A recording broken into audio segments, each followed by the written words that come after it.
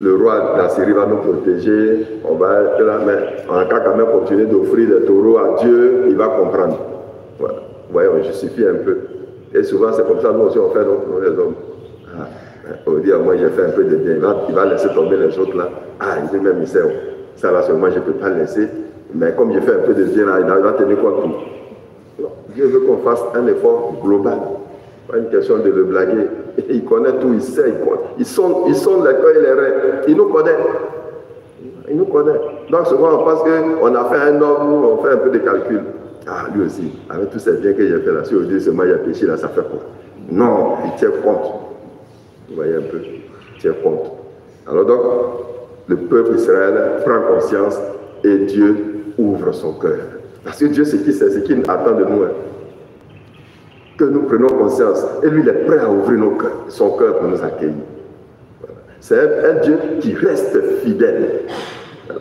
Il reste fidèle. Même quand nous sommes dans l'infidélité, lui, il espère toujours qu'on va changer.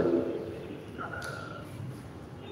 Et donc, le peuple d'Israël a compris, la miséricorde aussi a surabondé.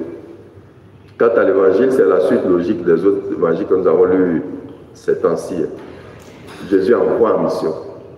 Ce qui me frappe ici, c'est que Jésus, il est vrai en tout. Caché rien. Voilà. Il dit, je vous envoie comme des brebis ou des agneaux au milieu des loups. Il nous dit la vérité. Il ne nous blague pas. Il nous dit la vérité. Voilà ce que vaut sa mission. Voilà. Et quand on voit un peu la brebis ou bien l'agneau, inoffensif, au milieu des loups, ça veut dire que ça sera dur. Et il va poursuivre. Méfiez, il va dire d'abord, méfiez-vous des hommes. Ils vous livreront aux tribunaux, ils vous flagelleront dans leur synagogue, etc. Et c'est cela que plus haut il dira, soyez prudents comme les serpents et candides comme les colombes. Des valeurs à développer quand on va en mission. Prudent et candide, c'est-à-dire innocent. Faites de son mieux pour être en communion avec Dieu, être innocent, en état de grâce pratiquement, on dirait. Pour que la grâce de Dieu t'accompagne dans cette mission. Parce que c'est une mission dure, une mission pénible. Voilà. Et il va nous dire, méfiez-vous, on va vous traîner devant les tribunaux. Mais ce qui nous intéresse ici, ce n'est pas tout ce qui va nous faire peur, mais c'est la fin. Vous serez détestés de tous, mais celui qui aura persévéré jusqu'à la fin, celui-là sera sauvé. Voilà ce qui doit nous intéresser, nous tous. C'est vrai qu'il y a la dureté de la mission, oui. On peut même nous tuer, oui. Mais la fin, là, c'est ça qu'on doit méditer. Quand on vous persécutera dans une ville, fuyez, bon, ça c'est autre. Mais celui qui aura persévéré jusqu'à la fin, celui-là sera sauvé. Or, qu'est-ce que vous et moi nous cherchons? C'est le salut. Il n'y a rien d'autre. Et c'est pour cela que je dis souvent aux gens, attention de ne pas perdre l'objectif premier.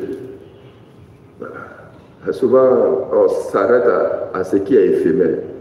Si Dieu pouvait faire, j'ai construit ma maison. Ouais, ça c'est bien. Mais ce n'est pas ça l'essentiel. Tu as fini de construire ta maison. Et si tu perds ton âme? Si Dieu pouvait faire, je vais réussir, il y a avoir des millions. Oui, c'est bien. C'est légitime. Mais est-ce que c'est ça l'essentiel? Non. C'est ton salut. Vous voyez un peu.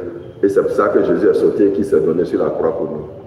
Alors, donc, si on a compris ça, il n'y a aucune difficulté dans la mission qui va nous détourner de Dieu. Quelqu'un ne peut pas nous détourner de Dieu. Quand tu es assis ici dans cette église, le matin, tu sais pourquoi tu es venu.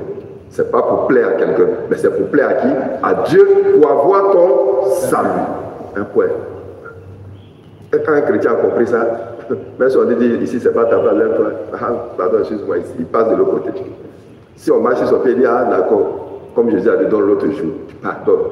Vous voyez un peu, tout est une logique avec Dieu. Donc, au cours de cette célébration eucharistique, prions le Seigneur pour qu'il nous donne de comprendre que tous, autant que nous sommes, quel que soit notre niveau, quel que soit notre rang social, ce que nous recherchons, c'est notre salut. Amen.